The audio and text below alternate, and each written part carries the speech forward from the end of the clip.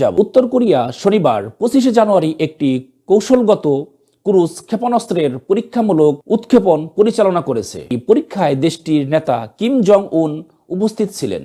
ক্ষেপণাস্ত্রটি প্রায় ৭৫০৭ থেকে ৭৫১১ সেকেন্ড উড়ায়ন সম্পন্ন করে প্রায় ১৫০০ কিলোমিটার দূরবর্তী লক্ষ্যবস্তু আঘাত হানে। কিম জং উন এই পরীক্ষার মাধ্যমে দেশের প্রতিরক্ষা সক্ষমতা বৃদ্ধি ও সামরিক শক্তিকে উন্নত করার প্রতিশ্রুতি ব্যক্ত করেছে। এই ক্ষেপণাস্ত্র পরীক্ষার মাধ্যমে উত্তর কোরিয়া তাদের জাতীয় প্রতিরক্ষা সক্ষমতা উন্নয়নের অংশ হিসাবে কাজ করছে।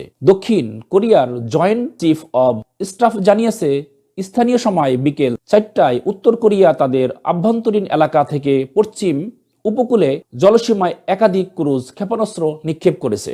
কিম জং উন বলেছে, উত্তর কোরিয়া প্রতিরক্ষা সক্ষমতা ধীরে ধীরে নিখুঁত হচ্ছে।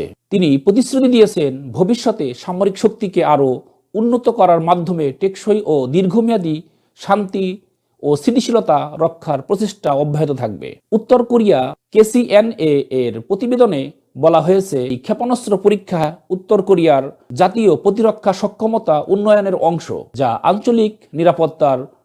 আঞ্চলিক নিরাপত্তার পরবর্তী পরিস্থিতির সাথে সামঞ্জস্যপূর্ণ। ভবিষ্যতে দীর্ঘস্থায়ী শান্তি ও স্থিতিশীলতা বজায় রাখার লক্ষ্যে সামরিক সক্ষমতা দৃঢ় করার প্রচেষ্টা অব্যাহত থাকবে।